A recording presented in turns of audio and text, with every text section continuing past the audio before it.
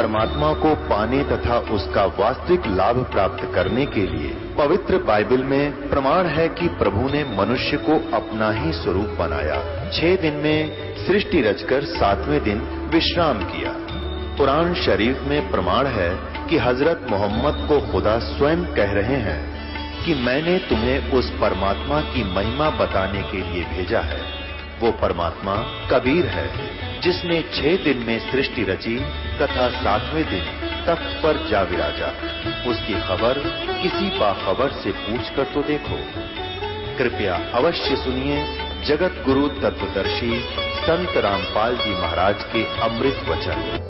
काया तेरी है नहीं, ये माया कहां से हो, चरण कमल में ध्यान रखो, इन दोनों को खो। जब तेरा शरीर ही तेरा नहीं बोले प्राणी, एक दिन ये समाप्त होगा, सवा होगा या दफना दिया जाएगा, तो ये माया को तू अपनी कैसे मान बैठा है भोले प्राणी। कुछ विवेक से काम ले। तो पुण्यात्माओं, परमात्मा प्रथम बार जब यहां आए, हम अपनी गलती से इस काल के जाल में फंस गए। अब यहां थोड़ी सी आपको मौखिक सृष्टि रचना सुनाऊंगा, उसके बाद आपके हृदय में ये जो ज्ञान है यथार्थ, ये तुरंत समाएगा। अब जो दास आपको कथा सुनाएगा सृष्टि रचना की, ये प्रथम बार जो व्यक्ति, जो बहन भाई सुनेगा, उसको अच्छा सा नहीं लगेगा, क्योंकि हमने महाभारत सुन रखी है, हमने कृष्ण लीला देख रखी है, हमने श्री राम लीला देख रखी है, और हम दृढ़ हो चुके हैं कि भगवान की कथाएं बस ऐसी ही होती हैं। लेकिन हम भूल जाते हैं कि हमारे धर्मगुरु कभी तो कहते हैं ब्रह्मा जी सारी सृष्टि के रचनहार है, कभी कहते हैं विष्णु जी सर्वशक्तिमान है, सबके रचनहार यही है, कभी कहते हैं भगवान शंकर ही 3 रूप धारण करके सबकी सतिथि सृष्टि और संहार करते। तो ये लोक वेद दंत कथा थी, और हमने यह घड़ी सुन रखी है, और बहुत वर्षों से सुनते हुए आ रहे, हमें कोई ऑब्जेक्शन इसमें रहा नहीं, क्योंकि 1 से सुनते हैं, 2 से सुनते हैं, 100 से सुनते हैं, 1000 से सुनते, वो झूठ भी हमें सत्य लगना प्रारंभ हो जाती है। हमारे साथ ऐसा ही हो चुका है। जो ऐसे हमने घना सुन रखा होता है वो जल्दी सी स्थान नहीं छोड़ता, लेकिन परमात्मा के इस ज्ञान में, परमात्मा के इस यथार्थ ज्ञान और भक्ति में इतनी ताकत है, इतनी पावर है कि ये अपना स्थान बनाकर ही छोड़ती है। अपने आत्माओं, हम यहां कैसे फंसे? कोई जीवन, आइए आपको एक मोटे मोटे उदाहरण बताता हूं। हम इन राजा लोगों को, मंत्री, प्रधानमंत्री, राष्ट्रपतियों को तो बहुत शक्तिशाली मानते हैं, और ये आपदाएं इनको भी झेलनी पड़ती है। तो आप जैसे और हम जैसों की क्या औकात है? क्या बताते हैं? अब जैसे एक पोलैंड देश का पूरा मंत्रिमंडल एक वायुयान के द्वारा एरोप्लेन से किसी नेता के शोक व्यक्त करने के लिए जा रहा था। पूरा मंत्रिमंडल, जिसमें 96 सदस्य थे, व्यक्ति थे, सारे एमपी, प्रधानमंत्री और अन्य मंत्रीगण, और दुर्घटनाग्रस्त हो गए, जा रहे थे दूसरे का शोक व्यक्त करने, और आप ही मृत्यु को प्राप्त हो गई। आप तो केवल एक छोटी मोटी कोई कोठी की आशा लगाए बैठे होगे, कोई बेटा या बेटी की, या कोई छोटी मोटी प्लाट हो जावे, कोई नौकरी मिल जावे, और उन मंत्री और प्रधानमंत्री, उनकी कितनी आशाएं होंगी, वो किस आशा को लेकर जी रहे थे, और एक पल में वो आशा तो पूर्ण हुई नहीं, शरीर पूर्ण हो गया, जीवन पूर्ण हो गया अचानक, ऐसे गंदे लोक में। और हम ये बच्चों वाले खेल खेल रहे हैं। परमात्मा कहते आपकी बुद्धि को चोर ले गए, आपके पास है नहीं। बहुत से प्रमाण हैं आपके सामने। एक आंध्र प्रदेश का मुख्यमंत्री एक अरुणाचल प्रदेश का मुख्यमंत्री। अब मुख्यमंत्री हेलीकॉप्टर से जा रहा था और उसकी इंतजार में ना जाने कितने लोग आशा लिए खड़े थे, उनसे ये मांगेंगे, उनकी आरती उतारेंगे, उनको माला डालेंगे, और वो पता नहीं क्या क्या उम्मीद लेकर जी रहे थे और एक्सीडेंट को प्राप्त हुए। तीसरे दिन लाश मिली उनकी, गीदड़ घसीट रहे थे उन लाशों को। तो पुण्यात्मा, परमात्मा हमें समझाना चाहते हैं, राम नाम कड़वा लगे, राम नाम कड़वा लगे, ये मीठे लगे दाम, दुविधा में दोनों गए, भाई माया मिली ना राम। परमात्मा पाने के लिए हमने इस माया का लालच छोड़ना पड़ेगा, और परमात्मा में हम दृढ़ हो जाएंगे तो माया तो छाया की तरह आपके साथ रहेगी। पर यह विश्वास आपको हो नहीं पाता क्योंकि हम परमात्मा से मिलने वाले लाभ को अभी तक प्राप्त नहीं कर पाए, इसलिए हमें अविश्वास सा बना हुआ है। जैसे अन्य संतों से दीक्षा प्राप्त जितने भी भक्त हैं वो भक्ति भी श्रद्धा से करते हैं, लेकिन परमात्मा से मिलने वाला लाभ उन्हें प्राप्त ना होता, जिस कारण से वो अन्य विकार भी और छल कपट वो उसी तरह की क्रियाओं में लीन रहना पड़ता है, उनकी मजबूरी है। एक समय ये दास हमारे पूज्य गुरुदेव जी का जो मूल स्थान है तलवंडी भाई, जिला फिरोजपुर, पंजाब राज्य में, गुरुदेव जी के सतलोक गमन के उपरांत वहां सत्संग करने जाया करता था सेकंड संडे को। तो दास ने संडे का सत्संग करने जाना था और शुक्रवार को हमारे गुरुदेव के जो शिष्य थे उनका कोई रिलेटिव आया हुआ था और वहां कोई वृद्धा की मृत्यु हो गई थी, उसका शोक व्यक्त करने आया था। शनिवार को वो जा रहा था। हमारे भक्तों ने, गुरुदेव जी के भक्तों ने उनसे कहा कि आप सत्संग सुन के जाना, आज रुक जाओ सैटरडे को, और कल संडे को सत्संग होगा फिर चले जाना। वो कहने लगा मुझे बहुत आवश्यक कार्य है, एक पार्टी से मेरा एग्रीमेंट होना है और वो कल संडे को आएगी, उससे पहले मैंने उनके लिए रेस्टोरेंट बुक कराना है, ऐसे करना है वैसे करना है। उनके रिश्तेदारों ने जो भक्त हैं उन्होंने बार बार उसे प्रार्थना की कि आप सत्संग सुनो, अब 12-1 तो बज ही गया है, कल रुक जाओ, कल सत्संग सुनना, 9 बजे से लेकर 11 बजे तक 2 घंटे सत्संग होगा। ये गर्मियों का मौसम था। उसने कहा कि नहीं, आपको नहीं मालूम, कल जो मेरा एग्रीमेंट होना है उसमें मुझे 5 लाख रुपए का बेनिफिट होगा। तो उन्होंने कहा कि आप सुबह निकल जाना, 4 बजे कल मीटिंग बता रहे हो संडे को, यहां से 11 बजे सत्संग समापन होगा, आप चले जाना, 12 बजे चलोगे तो भी 3 बजे पहुंच जाओगे, 4 बजे पहुंच जाओगे। कहने का भाव ये है कि उसने उनकी एक नहीं मानी और जैसे तैसे वो चला गया। अंबाला के पास जाकर एक बजरी का भरा हुआ ट्रक खड़ा था, उसके पिछले व्हील निकाल रखे थे, कोई डिफेक्टिव हो जाने के कारण जैक लगा रखा था। अब उसने तो एग्रीमेंट दिखा था और 5 लाख रुपए दिखे थे, अंधा हो रहा था माया में। पूरा परिवार बैठा था, 4 सदस्य थे, एक बेटा, एक बेटी, उसकी पत्नी और वो स्वयं। वो मारुति कार थी, पूरी स्पीड से जा रहा था और वह करड़ाई आ रही थी उसकी, उस ट्रक के नीचे जाके टकराई वह Maruti car. At the spot तत्क्षण चारों के चारों मर गए, कचूमर निकल गया। अब चाट ले उस 5 लाख के बेनिफिट ने, सिर पर धर ले। परमात्मा हर बार कहते हैं तुम कहां मूर्ख बने बैठे हो, किस काम लगे हुए हो, जो काम तुमने करना था वो छेड़ा भी नहीं है। तो परमात्मा कहते हैं राम नाम कड़वा लागे, ये मीठे लागे दाम, और दुविधा में दोनों गए, माया मिली ना राम। जब सत्संग के लिए रुक जाता वो बोंदू तो वह करड़ाई टल दी, और वह कित भाग के जहां थे एग्रीमेंट वाले, उन्हें भी तो जरूरत होती है। उसको 5 लाख का बेनिफिट है तो उनको 20 लाख का होगा, जब उसको 5 का देंगे वह। तो भाग का जावत है किता है, और तेरे मस्तिष्क में लिखा है तो मिलेगा, नहीं तो नहीं मिलेगा। तो पुण्यात्माओं, इस अध्यात्म ज्ञान से और परमात्मा की शरण में आने से फिर पल पल पर आपको सहारा मिलना शुरू हो जाएगा। फिर आपको दृढ़ विश्वास भी होगा और परमात्मा में आस्था आपकी दृढ़ होगी। प्रथम भगवान होगा, बाद में संसारिक काम होगा। अब हम पहले संसारिक काम को रखे हुए और बाद में सेकंड भगवान को कभी समय मिला तो याद कर लेंगे, ना तो काम जरूरी है।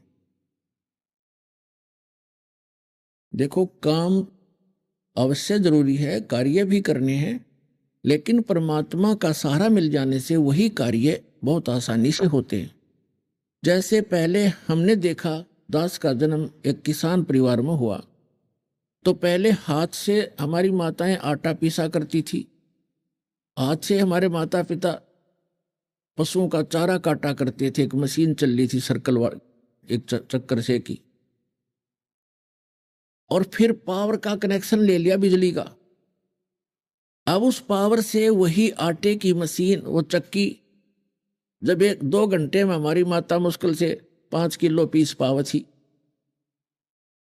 और 2 घंटे में वह 2 क्विंटल आटा पीस दे चक्की। तो कहने का भाव ये है, ऐसे ही पशुओं का जो चारा काटने की मशीन भी पावर से चलने लगी, कटाकट मिनट में ढेर लगा देती है।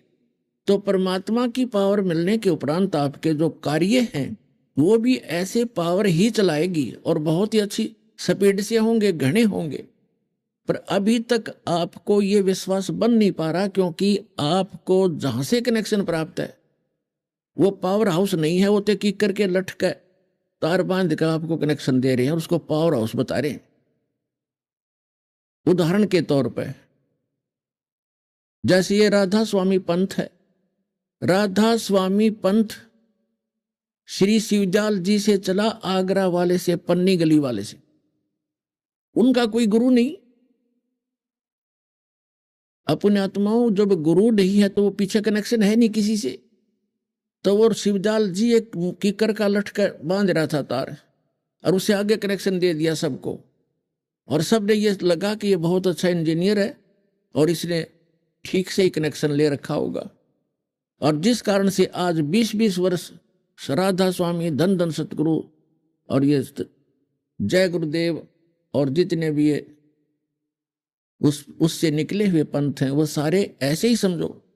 अब 20-20 साल वहां भक्ति करके आज वो उजड़े पड़े हैं और रोते हैं बेचारे। कोई कहता बेटा मर गया, बेटी मर गई, विधवा होगी लड़की, और मेरे भी 36 रोग शरीर में है, लुट गया, पिट गया। अब उनको समझ में आने लगी है कि किकर का लटका बांध रहे थे, कनेक्शन भगवान से पावर कनेक्टेड नहीं थी उनकी, तो लाभ कैसे हो। और यहां देखो 10-12 वर्ष से जो कनेक्टेड है नाम से, आज उनके कितने सुख हैं, आप गिन नहीं सकते, इतना सुख दिया भगवान ने।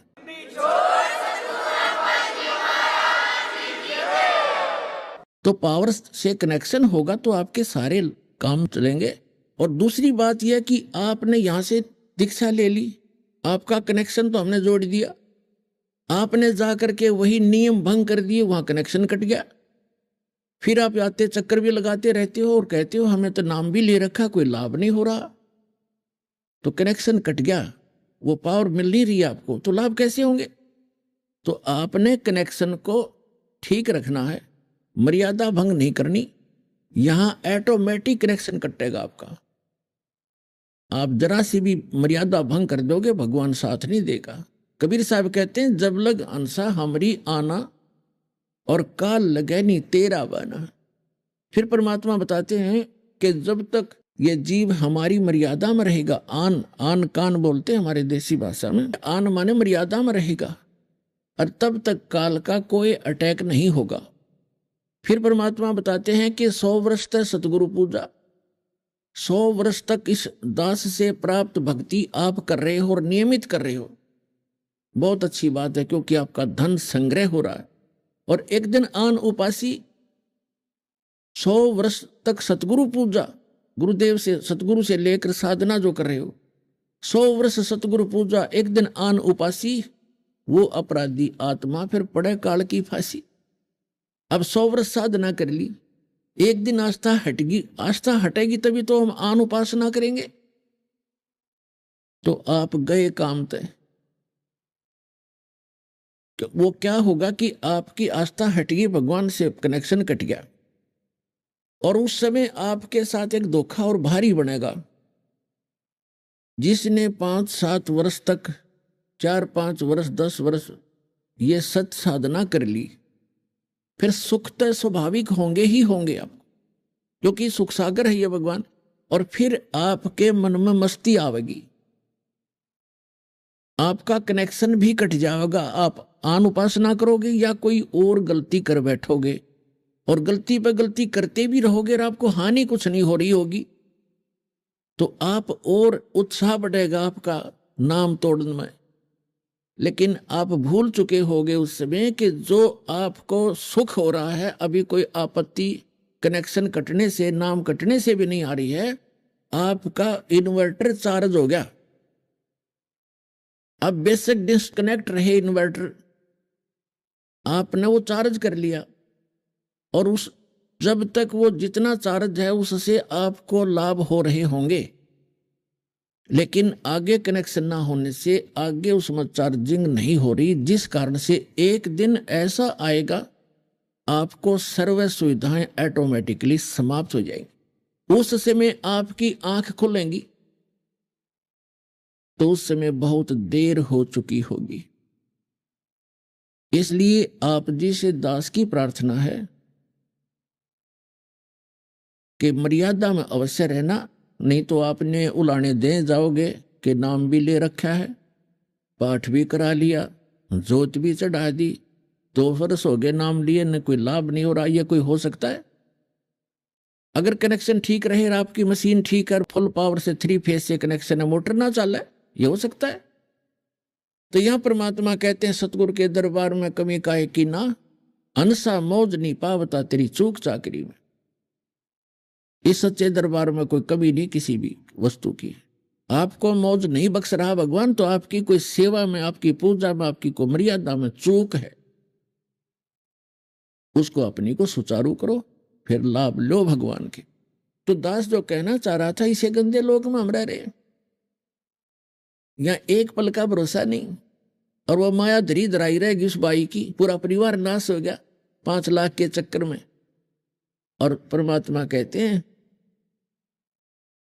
हमारी शरण में रहो, आपका कोई कार्य बाधा नहीं आने दूंगा, लेकिन कार्य हो हमारी मर्यादा अनुसार।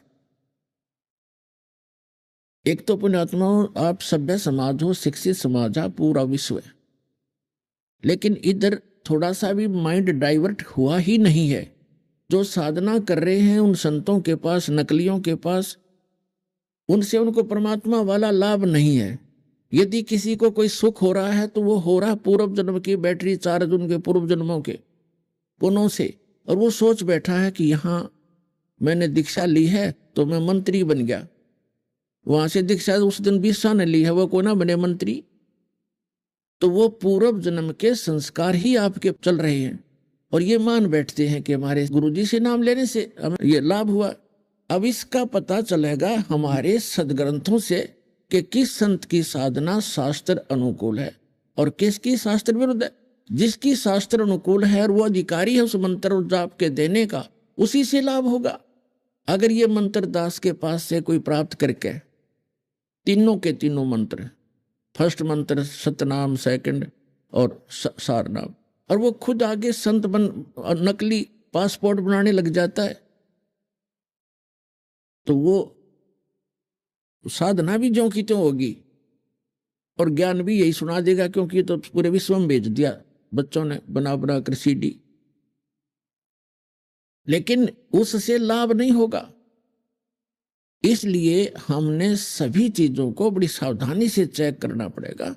ये मनुष्य जीवन का सौदा है। हम छोटे मोटे सौदे में सौ जांच करते हैं, और इस मनुष्य जीवन के सौदे में भी हमने घनी जांच करनी पड़ेगी। अभी तक हमें जांच करने का कोई फुटरोल नहीं था, कोई पैमाना नहीं था। अब दास ने एक पैमाना बता दिया कि शास्त्र अनुकूल साधना करने से ही लाभ होगा, क्योंकि हमारे सदग्रंथ बताते हैं। श्रीमद् भगवद गीता अध्याय नंबर 16 के श्लोक 23-24 में कहा कि शास्त्र विधि को त्याग कर, यानी शास्त्रों में जो वर्णित है उस साधना के अतिरिक्त यदि हम अन्य साधना करते हैं वो मनमाना आचरण है। किसी व्यक्ति विशेष, संत विशेष का बताया हुआ। उस मनमाना आचरण करने से न तो सुख होता है, न कोई सिद्धि प्राप्त होती है, और न ही उसकी परम गति होती है, अर्थात व्यर्थ। तो गीता अध्याय नंबर 16 के श्लोक नंबर 24 में तुरंत कहा कि इससे तेरे लिए अर्जुन कर्तव्य और अकर्तव्य की अवस्था में कौन सी साधना करनी चाहिए, कौन सी ना करनी चाहिए, उसके विषय में सदग्रंथ ही प्रमाण है, उनको आधार मानना। तो दास आपको सबसे पहले यही सिद्ध करता है, सदग्रंथ दिखाता है। और ये अध्यात्म ज्ञानहीन व्यक्ति जो थोड़े से शिक्षित हो गए, वो ये समझते हैं कि गुरु को क्या जरूरत है पुस्तक पढ़ के दिखाने की और सुनाने की। अरे भले आदमियों, इन गुरुआ ने तनाश कर रखा, जिन्हें कख पता नहीं, जुबानी पता नहीं, के कहानी सुना देते, संस्कृत भी बोल बोल सुना देते, अध्याय नंबर भी बता देते, पर सारी बकवाद गढ़ा करते। ये रूबरू आपके इसलिए किया जा रहा है कि ताकि आप स्वयं देखें कि दास जो बोल रहा है वो सदग्रंथों में लिखा है, उन्होंने जो बोला वो सदग्रंथों में नहीं था। और इस करके हम उनको विद्वान मान लिया, क्योंकि उनको कंठस्थ याद थे, चारों वेद भी याद थे। ऐसे ऐसे ऋषि हुए हैं जिनको चतुर्वेदी कहते, और जिनको तीनों वेद कंठस्थ याद थे उनको त्रिवेदी कहा जाता था। जिनको 2 वेद कंठस्थ याद थे वह द्विवेदी कहलाते थे। और कख पता नहीं, उन वेदों का घोट घोट रखे थे। तो हम यहां मार खा रहे हैं और अभी तक खा रहे हैं।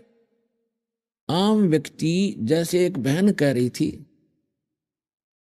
कि मेरी सास को मैंने कहा कि आप देखिएगा एक संत का सत्संग आता है। तो दास उस दिन सत्संग सुना रहा था, टीवी पर चल रहा था, और वो राधा स्वामी से दीक्षित थी। राधा स्वामी के ही बारे में जानकारी दी जा रही थी। फिर गीता का प्रमाण दिया जाता था। उर्दू मूलो मध्य शाख 15वें अध्याय का 1 से 4 सत्संग सुनाया जा रहा था।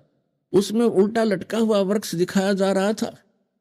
तो बुढ़िया ने वो वृक्ष देख कर फिर आया राधा स्वामी के बारे में चर्चा, तुरंत बंद कर दिया टीवी। उसकी बहू जो पुत्र वधू थी वो यहां से दीक्षित थी, तो बुढ़िया ने बंद कर दिया टीवी।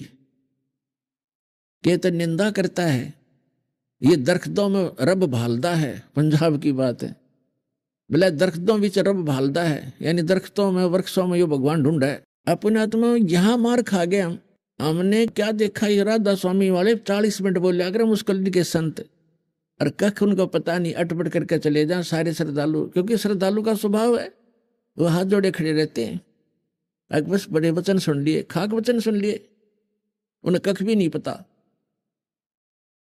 तो इसी प्रकार बहुत से अन्य हमारे भक्तों से कहते हैं, जो दूसरे संतों के भक्त हैं, वो कहते हैं तुम्हारे गुरु जी तक पुस्तक पढ़ पढ़ सुनावे, उन्हें कख भी पता नहीं, उनको याद ही कुछ नहीं रहता। मेरा याद तो सारा है, पर भाई बिना दिखाए काम ना चला, विश्वास नहीं हो सकता। तो इसलिए पुण्यात्मा इतना जटिल बना रखा था इस भक्ति मार्ग को और इस अज्ञान को इतना रंग दिया, हमारे हृदय में ठोक दिया था। अब दास ने उसको हटाना और निकालना बड़ा दुर्बर हो रहा है। पर परमात्मा ने दया करी, अपने बच्चों को पहले शिक्षा दी और ऐसे इंस्ट्रूमेंट बनवा दिए, ये मीडिया और चैनल, और साथ में ये CD DVD बनवा दी, मोबाइल के अंदर ऐसी बढ़िया सिस्टम करवा दिया। ये गॉड गिवन है, ये सारा कुछ आपके लिए। न 43,20,000 वर्ष है चतुर्युग के अंदर, सतयुग त्रेता द्वापर में, और ये लगभग 40 लाख वर्ष चालिए, अभी तक ना हुई है कुछ भी व्यवस्था। और अभी 10 वर्ष से ज्यादा 10 वर्ष हुए हैं। इस 10 वर्ष से मालिक ने ये डूंडा उठा दिया, मोबाइल बनवा दिए, इनमें सारा सत्संग सुनो। पहले बकवाद भरा कर दे, सत्संग भरेंगे बच्चे, आप सुनाएंगे, परिवार को सुनाएंगे, कोई रिश्तेदार आएगा उसको सुनाएंगे बैठ के, देखो सत्संग सुनो, अपना उद्धार, आने वाले जो वहां आएंगे उनका उद्धार। और इसलिए परमात्मा ने ये ऐसे उपकरण बनवाए हैं जिससे आप जिस सदग्रंथों को स्वयं देखेंगे और फिर भगवान को पहचान कर अपना कल्याण करवा लोगे। अब जो प्रसंग चल रहा है, ये दास आपको बताना चाह रहा है कि ऐसे लोक में और आप रह रहे हो, एक पल का भरोसा नहीं, ना जाने के हो जा, के बीत जा किसके संग में। बाकी हम शेष अपना अटकलबाजी से जी रहे हैं, हम अभी नहीं मरेंगे। जो मृत्यु को प्राप्त हो गए वो अभी ये सोच रहे थे हम नहीं मरेंगे। तो इसका विकल्प क्या है? ये भी बताया जाएगा आज के सत्संग में। ये तो बता ही रहे हैं, दास के इस दास से उपदेश लो, दीक्षा प्राप्त करो। जो प्रसंग चल रहा था कि 100 वर्ष सतगुरु की पूजा, एक दिन आन उपासी, और वो अपराधी आत्मा फिर पड़े काल की फांसी। अब क्या होगा, जैसे 100 वर्ष यानी 10-20 वर्ष जैसा भी आपका जीवन है, तो कह परमात्मा एक उदाहरण दे रहे हैं, और एक दिन आन उपासना आपने कर ली तो आपका काम बिगड़ जाएगा।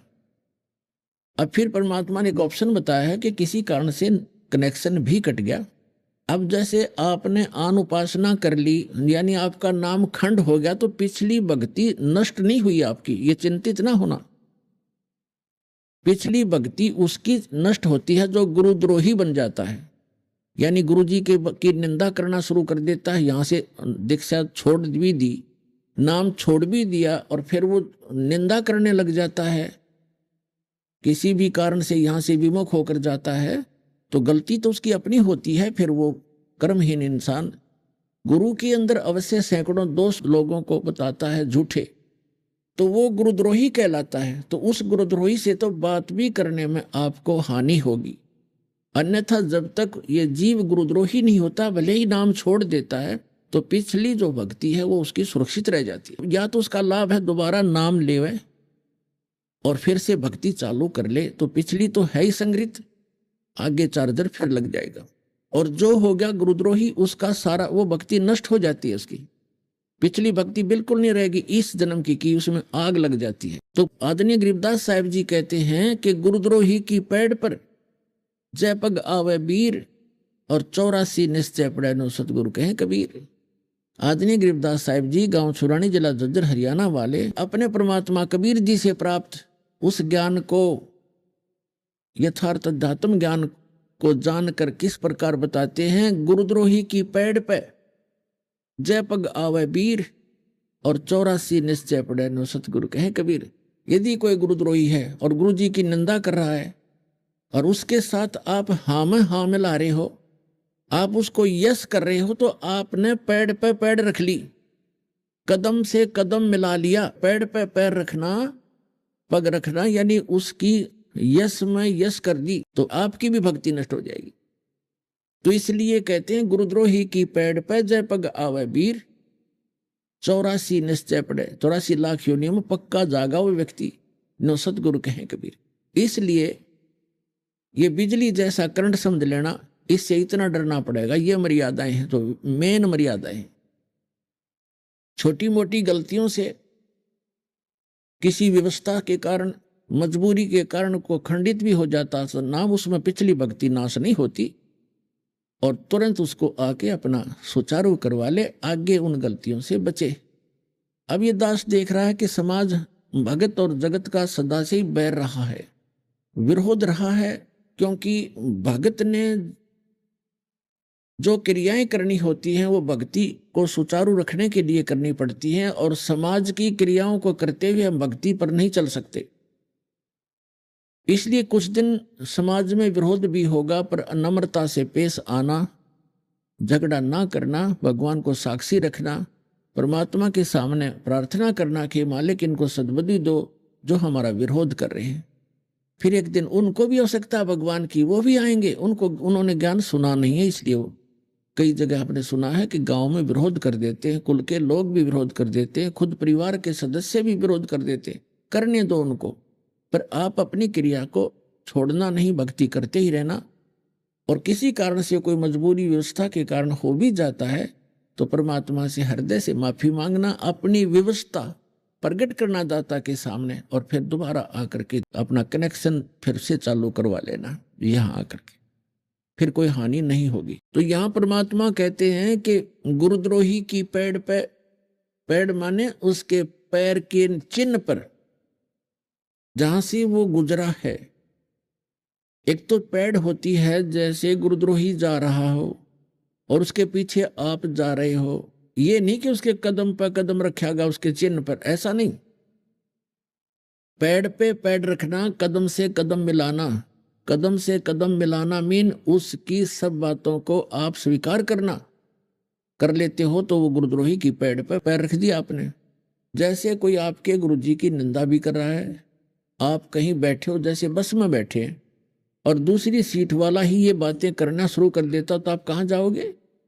तो आपके हृदय में ये उससे लड़े नहीं, क्योंकि लड़ने से तो बात बिगड़ती है भगत की। उससे लड़े नहीं, और उससे द्वारा जो बकवाद की जा रही है वो आपके हृदय में घर करे नहीं कि ये वैसे नींद में बन रहे हैं, बांधन दे, भौंकण दे इसको। कुछ जवाब नहीं देवे, और जवाब देवे तो भी नम्रता से देवे कि भाई साहब या बहन जी आप भ्रमित हैं, हम वहां जाते हैं, हम गुरुजी से संपर्क में हैं, आप सुनी सुनाई कह रहे हो, तो आप भ्रमित हैं। अगर फिर भी वो नहीं मानता है तो फिर एक आधा प्रमाण जितना विनम्रता से दो, झगड़ा नहीं करा करते वक्त। फिर भी नहीं मानता तो फिर ये सोच ले कि इसने काल की भांग पी रखी है, और नशे में आदमी कुछ भी कह सकता है, भौंकने दे, कहने दे इसको, उसको कह नहीं कि भौंक ले, लड़ाई हो जाएगी फिर तो। अपने मन में रखे, करने दे इसने जो कह रहा है। तो वो आपने पेड़ पे पेड़ नहीं रखी। अब कोई घर का सदस्य ही ऐसा हो जाता है नालायक, जिसने ज्ञान नहीं सुन रखा, तो वो भी आपका विरोध कर सकता है, सुनी सुनाई बातों से वो भी गुरुजी की निंदा कर सकता है। तो उसको ऐसा थोड़ा घर से निकाल देंगे या हम भाग जाएंगे, उसकी यश नहीं करे उसकी बातों की, तो आपने वो निंदा सुनी नहीं।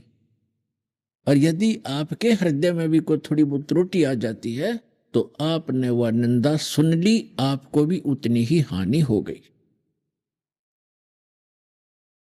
अपने आत्मा उसके लिए विकल्प आपको बताई दिया है कि पुनरुपदेश लेवे और आगे ऐसी त्रुटियों से बचे। अब जो प्रसंग दास आज सुनाना चाह रहा था कि आप यहां इस लोक में क्यों फंस गए, या कोई चीज भी ऐसी नहीं जो सुरक्षित, तो यहां का राजा सुरक्षित नहीं तो प्रजा कैसे सुरक्षित होगी? फिर हम रह क्यों रहे हैं यहां पर? क्योंकि हमें परिवार हमारा प्यारा लगता है, बच्चे प्यारे लगते हैं, माता पिता में मोह है, संपत्ति हमारी लगती है, तो यह भूल है अपनी। ठीक है, जो प्यारे लगते हो तो अच्छी बात है, लेकिन जो संपत्ति अपनी मानते हो, परिवार अपना मानते हो, यह अपनी भूल है। अगर हमारा हो तो हमारे पास रहे, ये जा क्यों रहे हैं बारी बारी? तो ये अपना नहीं है, ये अपनी भूल है, और ये हमारे बस की बात भी नहीं है, क्योंकि हमारे ऊपर इन तीनों गुणों का इतना भयंकर प्रभाव है, इतना जबरदस्त प्रभाव है कि हमारे बस की बात नहीं। जैसे किसी ने भांग पी रखी है या कोई शराब पी रखी है, तो जितने भी व्यक्तियों ने वो भांग शराब पी रखी है, सबकी गतिविधि, सबकी सोच और सबकी चाल ढाल एक ही जैसी होती है। कबीर साहब कहते हैं, कबीर ये माया अटपटी सब गट आन अड़ी, और किस किस को समझाऊं या कुएं भांग पड़ी। अब जैसे किसी कुएं में कोई 1 क्विंटल भांग डाल दे, अब जितने भी उस कुएं के जल को पिएंगे तो सभी को वो नशा होगा। 1000 पिएंगे ना, 1000 भी एक जैसी गतिविधि करेंगे, एक जैसी भाषा बोलेंगे, और ऐसे चलने का उनका अंदाज होगा। तो परमात्मा कहते हैं, इस काल ने 21 ब्रह्मांड वाले अपने कुएं में या त्रिगुणमयी माया की भांग डाल रखी है। कबीर ये माया अटपटी सब गट आन अड़ी, और किस किस ने समझाऊं या कुएं भांग पड़ी। अब इस भांग को उतारने के लिए एंटीबायोटिक ये वस्तु हैं, जो ये ज्ञान है और ये मंत्र हैं, इससे ये आपकी भांग उतर जाएगी। और ये भांग उतरने के बाद फिर आपको पता चलेगा कि मैं कहां रह रहा हूं। जैसे एक शराबी शराब पी के, जैसे हरियाणा जैसे क्षेत्र में, राजस्थान जैसे क्षेत्र में, राज्य में शराब पी करके बाहर पड़ा है गर्मी में दिन के 12 बजे, और बुरा हाल, पसीना पसीना हुआ है, रेत में लिपटा पड़ा है। उसको कोई कहे कि उठ भाई, आप तो बहुत गलत स्थान पर पड़े हो, चलो आपको छाया में बैठाता हूं, आपको प्यास भी लगी होगी। तो वो पड़ा पड़ा गदा जोड़ दे मौज हो रही है। अब उसको पता है नहीं तो पड़ा कहाँ है, क्योंकि वो होश में नहीं है, उस नशे से बोल रहा है। और जब वो होश में आएगा, सचेत होगा, वहां वह शराब उतर जाएगी, उसकी नशा उतरेगा। तब वो देखेगा और उसको कोई बताएगा कि तू यहां पड़ा था कल, तो उसको स्वयं महसूस होगा कि मैं गलत जगह पड़ा था, अरे यह शराब पीनी नहीं चाहिए। उस समय तो मन में आओगी, पर सामने फिर घुटी ला बैठेगा। तो कहने का भाव ये है कि हम सत्संग सुनते हैं, सत्संग सुनने के बाद हमें पता चलेगा या भांग उतरेगी, शराब उतरेगी, नशा इस काल का, इस झूठे सुख को सुख है ये मान रहा मनमोद, ये सकल चबीना काल का कुछ मुख में कुछ को। फिर आपको जब यह नशा उतर जाएगा, ये सत्संग रूपी एंटीबायोटिक ये टेबलेट खाते हैं, फिर आपको महसूस होगा कि हम कहाँ रह रहे हैं, यह कोई स्थान है जिसमें हम रह रहे हैं। तो ये एंटीबायोटिक सत्संग आपको इसलिए सुनाया जा रहा है कि ताकि आपका ये नशा उतरे जहां पर रह रहे हो और जिसको आप अपना मान रहे हो। फिर परमात्मा कहते हैं कि यदि आपने ये ज्ञान समझ में आ गया और आपके बच्चे हैं, आपका परिवार है, बहुत अच्छी बात है, क्योंकि ये भी भगवान के बच्चे हैं, इनमें प्यार, इनमें मोह, इनके प्रति अच्छा स्वभाव भाव वर्तना, अच्छा व्यवहार करना, तो ये हमारा नैतिक फर्ज बने है। लेकिन इनको भी अगर सुरक्षित रखना चाहते हो, जब तक आपका जीवन है, ये बेमतलब की जो दुर्घटनाएं होंगी, अकाल मृत्युएं होती हैं, तो इनसे दुख होता है हमारे को, बच्चा मर गया, कोई पत्नी मर गई, कोई पति मर गया, किसी को कैंसर होगी, तो उनसे बचने के लिए परमात्मा कहते हैं आप मेरी द्वारा दी गई ये साधना करो, ये मंत्र जाप करो, मैं तुम्हारी फिर रक्षा करूंगा, अकाल मृत्यु नहीं होने दूंगा। तुम्हारे बच्चे तुम्हें प्यारे लगते हैं, पांच पिता प्यारे लगते हैं, तो ये तभी ये प्यार बना रहेगा जब सत भक्ति करोगे, ये भी सुरक्षित रहेंगे। जब तक आप यहां रहोगे, आप यहां भी ठीक रहोगे और भगवान बच्चों को भी सद्बुद्धि देगा, आपकी भक्ति बनेगी, आपकी वृद्धावस्था भी अच्छी तरह व्यतीत होगी, क्योंकि सत्संग सुनने वाले और भक्ति करने वाले बच्चे, पुत्र वधू और पुत्र अपने आप विनम्र हो जाते हैं, उनके अंदर दया भाव भर जाती है और कोई लोभ लालच से वो सेवा नहीं करते, वो एक अपना नैतिक कर्तव्य जानकर फिर सेवाएं करते, तो आपकी वृद्ध अवस्था भी सुथरी बीतेगी, भगवान की कुछ भक्ति साथ देगी, कुछ बच्चों में परमात्मा उनमें भाव अच्छा भरेगा। तो इस प्रकार परमात्मा कहते हैं जब तक आप यहां रहो इस गंदे लोक में, तो हमारी शरण ग्रहण करो, आपको यहां भी सुख दूंगा। और जब यहां से जाओगे, विमान में बैठकर जाओगे, आपको महसूस ही नहीं होगा कि आपकी मृत्यु हुई। आप शरीर छोड़ोगे पता नहीं चलेगा, क्योंकि ये तो एक ऊपर का खोखा है, ये तो सबसे गंदा बॉडी है जो हमें प्राप्त है, और इसको हम फाइनल मान रहे हैं, तो बहुत अच्छा है। ये अच्छा इसलिए है कि इससे हम भक्ति कर सकते हैं, ना युक्ति अच्छा नहीं। और इस भक्ति के लिए ये सबसे अच्छा है, क्योंकि ये मानव शरीर बार बार प्राप्त नहीं होता, इसलिए इसका सदुपयोग करें। अब हम आपको बताना चाहेंगे, ये दास आपको बताएगा कि आप यहां फंसे कैसे। सबसे पहले आपको इस भक्ति मार्ग में लगने से पहले, इस ज्ञान को ग्रहण करने से पहले सृष्टि रचना का ज्ञान होना अनिवार्य है।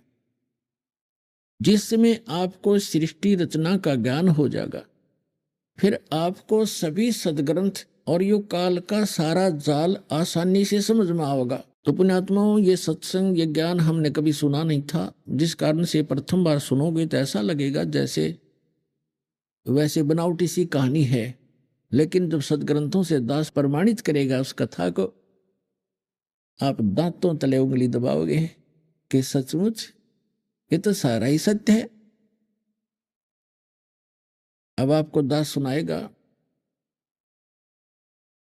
परमेश्वर कबीर जी जो हैं, ये धानक दुल्हा रूप में जो काशी में 120 वर्ष रहे थे, ये पूर्ण परमात्मा हैं, ये सारी सृष्टि के रचनहार हैं और हम सभी आत्माओं के जनक हैं। और परमात्मा जैसे कोई क्रिएटर है, तो क्रिएशन के बारे में वो क्रिएटर ही बता सकता है, अपने द्वारा रची हुई सृष्टि को रचने वाला ही बता सकता है। इसलिए अभी तक ये सृष्टि रचना का ज्ञान किसी को नहीं था, ना श्री ब्रह्मा को, ना श्री विष्णु को, ना शिव को, केवल उन महापुरुषों को अवश्य हुआ जो परमात्मा से परिचित हुए हैं।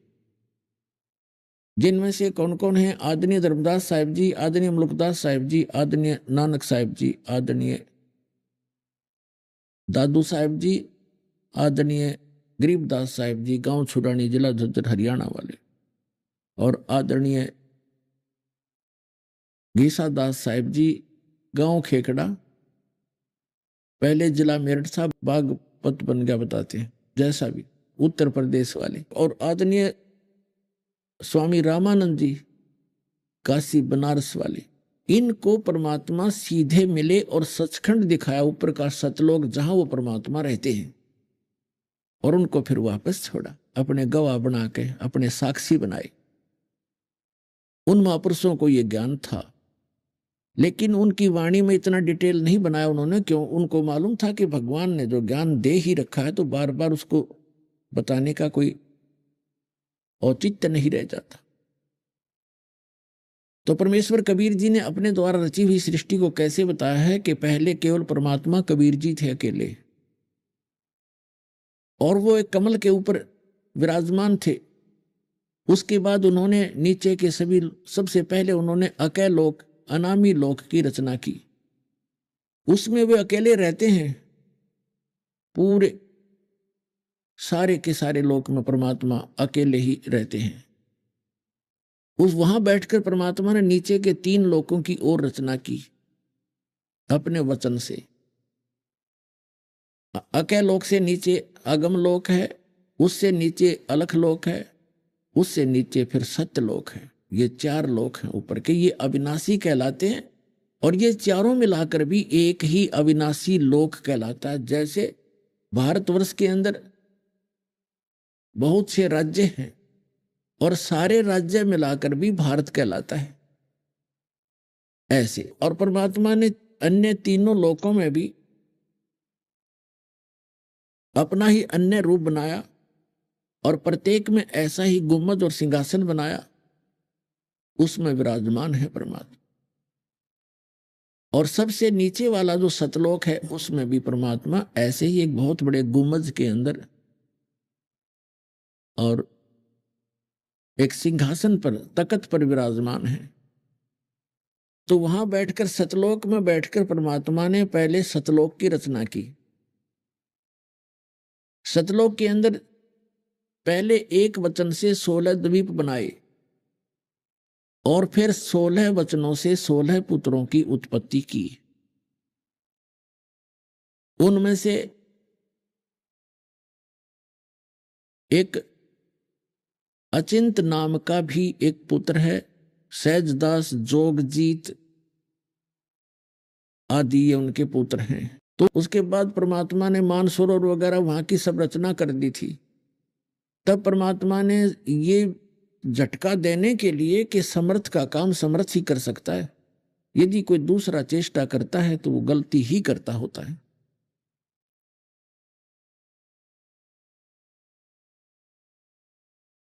तो परमात्मा ने अचिंत अपने पुत्र से कहा कि आप सृष्टि रचो।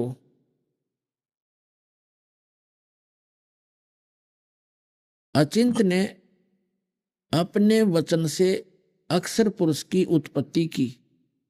श्रीमद् भगवत गीता अध्याय नंबर 15 के श्लोक 16 और 17 में 3 पुरुष हैं, एक सर पुरुष, एक अक्षर पुरुष, और तीसरा उत्तम पुरुष है तू अन्य। इन दोनों से अन्य है जो श्रेष्ठ परमात्मा है। गीता अध्याय नंबर 8 के श्लोक नंबर 1 के प्रश्न के उत्तर में अर्जुन ने पूछा कि किम तत्ब्रह्म, वो तत्ब्रह्म कौन है?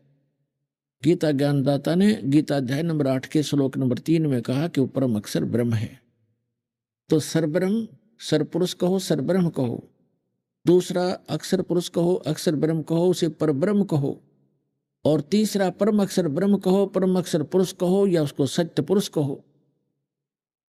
वो तीसरा परमात्मा परम अक्षर पुरुष है, उसको हम सत्य पुरुष कहते हैं। अचिंत ने अक्षर पुरुष की उत्पत्ति की और उससे कहा कि आप मुझे सृष्टि रचना में सहयोग दें। ये काफी और भी बहुत सा प्रकरण है, लेकिन हमने जितना आवश्यक है उतना ही हमको बताएंगे आपको। तो अक्षर पुरुष वहां से उठकर मानसरोवर के अंदर चला गया। वहां अपना जो बॉडी है वो श्वास से नहीं चलता, और इसलिए वहां अमर शरीर है हमारा। तो मानसरोवर के अंदर जाकर वो आनंद से लेट गया, निंद्रा आ गई। काफी समय बीत गया, तब अचिंत ने परमात्मा से, सत्य पुरुष से प्रार्थना की कि भगवान, अक्षर पुरुष निंद्रा में है, उठ नहीं रहा है, सृष्टि रची नहीं जा रही। तो परमात्मा ने कहा कि पुत्र, जब आपसे जब अक्षर पुरुष ही नहीं जगाया जा रहा तो सृष्टि खाक रचोगे तुम? बंद करो अपनी सृष्टि, तुम्हारे बस की बात नहीं है। इस बात से अचिंत बहुत शर्मिंदा हुआ और अक्षमा याचना की कि भगवान, आगे से कोई हम ऐसे काम नहीं करेंगे, आपकी आज्ञा से ही मैंने ये सब कुछ किया था। तो परमात्मा ने कहा कि मैंने इसलिए तुझे आज्ञा दी थी कि तुम्हारे अक्षमता का आपको पता चल जाए कि जिसका काम उसी को साजे और करे तो मूर्ख बाजे। ये तो एक देसी कहावत है। उसके बाद सभी को ये बात होगी कि समर्थ के काम में टांग अड़ानी नहीं चाहिए। तो एक तो झटका दिया मालिक ने उनको। आइए अब हम उन श्रद्धालुओं के अनुभव जानते हैं जो जगत गुरु तत्वदर्शी संत रामपाल जी महाराज जी से दीक्षा प्राप्त कर चुके हैं तथा उनके द्वारा बताए गए भक्ति मार्ग पर चल रहे हैं। नमस्कार सर। नमस्कार सर। सर क्या नाम है आपका? मेरा नाम कमलदास गजबिया है सर। कमलदास जी आप कहाँ से हैं? मैं राजनांदगांव जिला छत्तीसगढ़ से हूँ सर। कमलदास जी आप क्या काम करते हैं? मैं गवर्नमेंट टीचर हूँ सर। कमलदास जी, संत रामपाल जी महाराज से नाम दीक्षा आपने कब ली? 2018 में लिया हूँ सर। सर, संत रामपाल जी महाराज से नाम दीक्षा लेने से पहले आप क्या भक्ति साधनाएं करते थे?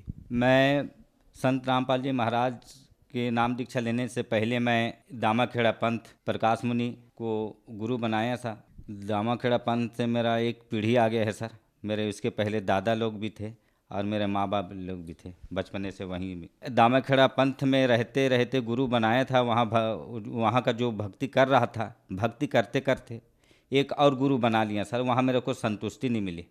वो दामाखेड़ा पंथ में ऐसा कोई ज्ञान नहीं मिला और मैं एक और गुरु बना लिया सर, जो सिद्धि वाला गुरु बना लिया, जो तंत्र मंत्र यंत्र, और जो गुरु का नाम था सागर महाराज। उससे नाम दीक्षा फिर ले लिया सर, दूसरा गुरु, और उससे सिद्धि किया सर। मैं वैराग्य रहकर, अपने 2 बच्चे हैं मेरे और मेरी पत्नी है, उससे अलग त्याग दिया उनको और वैराग्य ले लिया सर। अब वैराग्य लेकर मैं बहुत बड़े सिद्धि किया हूँ सर। 1 महीना तक तो मैं निर्जला उपास रहा सर। और निर्जला उपास रहकर इतना तप किया कि मेरे गुरु जो बना था वो बार बार फ़ोन करता था, अगर जो दुर्गा आपको अगर दर्शन देगी तुरंत बताना ऐसे करके बार बार फ़ोन करता था सर। तो एक दिन दुर्गा का मेरे को दर्शन हो गया। तो दर्शन हुआ तो सर जैसे हम फोटो में देखते हैं वैसा टाइप का नहीं था सर, अलग विचित्र टाइप के। पूरा शरीर से उनका इतना प्रकाशवान था सर, भयंकर प्रकाशवान, उसको देख पाना बड़ा मुश्किल था, ऐसा टाइप का।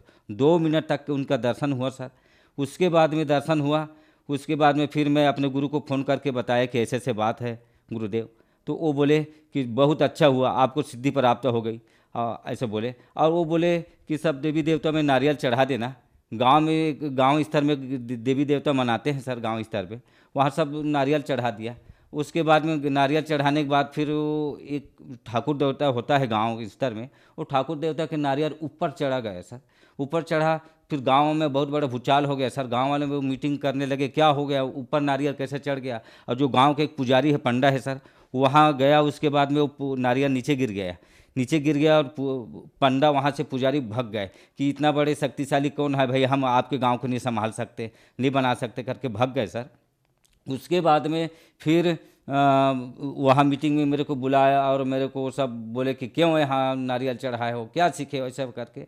तो मैं बोला नहीं भाई, मैं नारियल चढ़ाया था, भगवान समझ के चढ़ाया था, ऐसे करके वो हुआ। उसके बाद में सर फिर जो मेरे सिद्धि तो चालू थी, सिद्धि का अपना कर ही रहा था। अब सिद्धि करते करते करते फिर मेरे गुरुदेव बोले कि आप एक काम करो, आपकी सिद्धि हो गई। तो मैं बोला कि अगर मेरे सिद्धि पूर्ण हो गई और मेरे गुरु बोलते हैं कि मेरे गुरु को बताया ऐसे ऐसा बात है सर, नारियल ऊपर चला गया, तो मेरे गुरुदेव बोलता है कि नहीं ये तो आपका शक्ति है। तो मैं टेस्ट लिया सर, मेरे को विश्वास नहीं हुआ अपने आप के ऊपर कि नारियल ऊपर चला जाता है ऐसे करके। तब मैं टेस्ट किया सर, और टेस्ट करने के बाद फिर देखा कि नारियल को, पहले तो मैं अपने स्थान था सर, मैं वैराग्य धारण किया था, मेरे 10-12 लोग चेले भी थे सर, और वहाँ इस स्थान में बैठकर जो नारियल को टेस्ट देखा सर, तो टेस्ट मेरे के पास फूक झाड़ कराने के लिए 2 डोंगरगढ़ से आए थे मेरे पास, और वो लोग बैठे थे मेरे आसन में, और मैं टेस्ट अपन देख रहा था, डेमो देख रहा था। उसके बाद में डेमो देखते देखते फिर नारियल को मैं ऐसे ऊपर से उठा, और एक वहाँ एक ऊपर में छत था, ये वहाँ जाके वहाँ घुस गया नारियल। उसके बाद में फिर उसको फिर मैं नीचे उतारा, फिर नीचे आ गया। उसके बाद में फिर मैं बोला जब ऊपर चढ़ सकता है, नीचे उतर सकता है मेरे शक्ति से, तो चल भी सकता होगा। मैं अपने कोशिश किया फिर कि यहाँ मैं अपना जो विधि विधान किया, उधर विधि विधान किया चौकपुर के वहाँ। उसके बाद में नारियल को फिर वहाँ से चला दिया, फिर वापस बुलाया, आ गया सर। तो मेरे को भी अच्छा लगा कि मैं बहुत बड़े सिद्धि वाला हो गया हूँ। और सब उसके बाद में मेरे पास सब लोग आने लगे फूक झाड़ करवाने के लिए। कई जैसे बाहरी हवा बोलते हैं, प्रेत बाधा, वो प्रेत बाधा बिल्कुल मेरे पास जो आते थे तो उनका बिल्कुल ठीक हो जाता था सर। कई बड़े बड़े लोग, बड़े बड़े लटा जटा वाले, बड़े बड़े लाल लाल कपड़े पहने हुए पंडित और ये जटाधारी सब मेरे पास आते थे और बोलते कि थे बहुत शक्तिवान है आप, ऐसे वैसे करके बहुत साधु संत भी आने लग गए थे सर। मैं सिद्धि करते करते महंत रूप में बन गया सर। सब लोग झाड़ फूँक कराने के लिए मेरे पास आते थे, और सब लोग अपने दुख ले के आते थे और कष्ट ले के आते थे, और यहाँ से मेरे पास आते थे, यहाँ से रोते हुए आते थे और हंसते हुए जाते थे सर। ऐसा हो गया था। मैं खुद इतना बवासीर से पीड़ित था कि मैं अपना बीमारी ठीक नहीं कर पा रहा था। दुनिया के बीमारी को तो मैं फूक झाड़ करके प्रेत बाधा को दूर कर देता था, लेकिन खुद का बीमारी को मैं दूर नहीं कर पाया। मैं संकट से जूझता रहा। और इसी बीच फिर मैं अब उसके बाद में अब ये संत रामपाल जी महाराज का ज्ञान नहीं मिला था। मैं दर दर का ठोकर खाता था, जहाँ जहाँ मैं भटकता था कि मैं कैसा करूं और ये अपना जीवन को मैं कैसे बचाऊं। और ये मेरे को ऊपर से बवासीर का बीमारी का मेरे को पीड़ित करता है, और इधर मेरे बच्ची को बलि मांग रही है। तो मैं कैसा करूं, कैसे निकलूं इस कालजाल से, ये मेरे को चिंता हो गया। तो फिर संत रामपाल जी महाराज की शरण में आप कैसे गए? अब मेरे स्कूल में एक टीचर आए और वो संत रामपाल जी महाराज के शिष्य थे, और वो मेरे को बताए ज्ञान। तो मैं बोला कि देखो इतने बड़े बड़े ज्ञान बता रहे हो। उनके साथ मेरा वार्तालाप हुआ तो वो बोले कि ऐसा ऐसा मैं बताया, मेरे को ऐसा ऐसा समस्या है, क्या तुम्हारा संत रामपाल जी महाराज बचा सकता है मेरे को? तो वो बोले बिल्कुल बचा सकता है, गारंटी, चैलेंज किए। उसके बाद में मेरे पास तो सिद्धि था। मैं अपनी सिद्धि से घर में गया और मैं सिद्धि से बैठा और फिर देखने लगा कि सही में ये संत रामपाल जी महाराज मेरे को बचा सकते हैं कि नहीं बचा सकते। फिर ध्यान से देखा तो इतना उनका प्रकाशवान शरीर में मेरे को दिखे और इतना शक्तिशाली दिखे कि मैं दंग रह गया, बस यही मेरे को बचा सकते हैं। मेरे को विश्वास हो गया। फिर उसके पास से मैं ज्ञान गंगा पुस्तक लिया, ज्ञान गंगा पुस्तक पढ़ा और सब। फिर उसके बाद में विश्वास नहीं हुआ तो मैं सब शास्त्र ले लिए। गीता है, देवी भागवत है, शिव पुराण है, विष्णु पुराण है, बाइबिल, ये सब मिलान कर करके देखें। जो पृष्ठ क्रमांक वहाँ ज्ञान गंगा में दिए थे उसको पूरा मिला के देखे। उसके बाद में फिर विश्वास हो गया और मैं संत रामपाल जी ही महाराज मेरे को बचा सकते हैं, जो अपने सिद्धि से मैं देख लिया था। उसके बाद में फिर अब मेरा बिल्कुल अब संत रामपाल जी महाराज के शरणों में मेरे को जाना है, ऐसे सब लोगों को बता दिया। तो मेरे चेले लोग बोले कि नहीं वहाँ मत जाओ, वहाँ जाओगे तो फिर ये सब को छोड़ दोगे। तो मैं बोला भैया ये तो मेरे को आहल लेने वाला है, ये तो मेरे को बलि लेने वाला है, इससे अगर मैं रहूँगा तो मैं तो मर जाऊँगा हैं। फिर उसके बाद में मैं बोला कि मैं जाऊंगा भाई, मेरे को कोई मत रोको। मान लो आज रात्रि है और कल मैं नाम दीक्षा लेने जाने वाला हूँ। उस रात को दुर्गा जी फिर मेरे को रात में आए। आने के बाद फिर मैं गहरे नींद में था, उस मेरे को उठा के वहाँ बैठा दिए। बैठाने के बाद फिर बोली कि तू जा रहा है, वो कहाँ जा रहा है मेरे को छोड़ के, तो तू जा कहाँ रहा है? तब मैं चुप रहा। वो खुद बोलती है कि तू जा रहा है वो परम शक्ति है, उसके सामने में मैं कुछ नहीं हूँ, ऐसे बोल दे। उसके बाद में फिर बोलती है कि वहाँ तू मत जा, अभी तेरा भक्ति यहाँ पूरा नहीं है, यहाँ मेरा आधा अधूरा भक्ति करके तू जा रहा है, मत जा।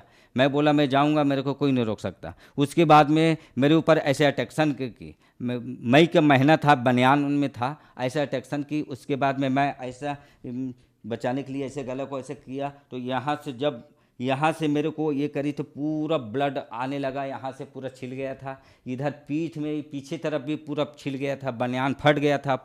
उसके बाद में फिर मैं घर वाले कोई मत जाने, या तो फिर घर वाले मेरे को गाली देंगे। चुपचाप कुएं में जाकर उसको साफ किया। उसके बाद में फिर आई, अब फिर दुर्गा जी आई, अब बोलती है कि तू जाएगा कि रुकेगा। मैं बोला नहीं माता जी, मैं नहीं जाऊंगा, मैं आप ही की भक्ति करूंगा, ऐसा बोल दिया। उसके बाद में गायब हो गई। फिर उसके बाद में मैं सवेरे जो भी होगा, मैं तो नाम तो नहीं लिया था संत रामपाल जी महाराज का। अब संत रामपाल जी महाराज से नाम दीक्षा लेने के लिए मैं तैयार होके, अब जो भी होगा जैसा भी होगा, मैं निकल गया, नाम दीक्षा केंद्र गया और संत रामपाल जी महाराज से नाम दीक्षा लिया। तो क्या संत रामपाल जी महाराज से नाम दीक्षा लेने के बाद आपको लाभ हुए? संत रामपाल जी महाराज से नाम दीक्षा लेने के बाद सबसे पहले तो मेरे को आध्यात्मिक मार्ग मिला। जो जन्म मरण का एक रोग है उससे मेरे को छुटकारा मिला, मोक्ष मार्ग मिला। दूसरा, मेरे को जो मैं अपना जीवन ये को बचा सका, या तो अब मेरे बच्ची को जो बलि लेने वाली थी दुर्गा जी, उससे मैं बचा लिया, और ये दास को भी दुर्गा बलि लेने वाली थी, उससे भी मैं बच गया। और जब मैं संत रामपाल जी महाराज से नाम दीक्षा लिया, उसके बाद में वो पुनः वो शक्ति मेरे पास वापस नहीं आई और मेरे को कोई परेशानी की, और मेरे को कोई उसका चिंतन नहीं हुआ। और मेरे को एक बार मेरे को बावासीर हो गया था। जब मैं तांत्रिक था तभी मेरे को बावासीर हो गया था। फिर संत रामपाल जी महाराज के पास बरवाला आश्रम में प्रार्थना लगाए तो उसके बाद में फिर वहाँ से आदेश आए, गुरुजी ने बोले परमात्मा दया करेंगे, ऐसे बोले। उस दिन से वो बावासीर का बीमारी भी ठीक हो गया, और घर में लाइट लगी थी, और यो घर में जो एनसीबी होता है, एनसीबी से उसको डायरेक्ट जोड़ दिए थे वो लाइट को, और मेरे को पता नहीं था। एनसीबी को गिराया और वो लाइट दूसरी जगह से खंबे से जो सर्किट होता है कटआउट, वहाँ से जोड़ दिए थे, और वहाँ डायरेक्ट जोड़ दिए थे। मेरे को पता नहीं था। एनसीबी गिराने के बाद वो वायर निकल गया था पंप का, मोटर का, तो मोटर का जोड़ रहा था वायर को। उसके बाद में वहाँ से मेरे को कोई करंट नहीं लगा, पर संत रामपाल जी महाराज वहाँ दर्शन दे दिए, मेरे को पीछे ऐसे हटा दिए, और जैसे पीछे हटाए और मेरे को कुछ नहीं हुआ, ना करंट लगा न कुछ नहीं हुआ, उससे भी मैं बच गया। सर, आप एक टीचर हैं, और टीचर होने के नाते हम आपसे पूछना चाहते हैं कि कहा जाता है कि संत रामपाल जी महाराज से नाम दीक्षा लेनी है तो देवी देवताओं की पूजा छोड़नी पड़ती है, क्या ऐसा ही है? बिल्कुल ऐसा नहीं है सर। संत रामपाल जी महाराज ऐसा उनका ज्ञान है, देवी देवता का भक्ति नहीं छोड़वाते, वो उनका आदर करते हैं। हम देवी देवता का आदर करते हैं। जो उनका जो मंत्र दिया जाता है, देवी देवता का जो प्रथम मंत्र देते हैं, वो देवी देवता की ही मंत्र है, उसको छुड़ाते नहीं हैं, उसको विधिवत तरीक़ा से बताते हैं। सर, संत रामपाल जी महाराज से नाम दीक्षा कैसे ली जा सकती है? संत रामपाल जी महाराज से नाम दीक्षा लेने के लिए टीवी पर पीले पट्टी में जो मोबाइल नंबर आता है उससे फ़ोन लगाकर अपना दीक्षा केंद्र पता कर सकते हैं, और पता करके अपना नाम दीक्षा ले सकते हैं। धन्यवाद सर। सत साहेब।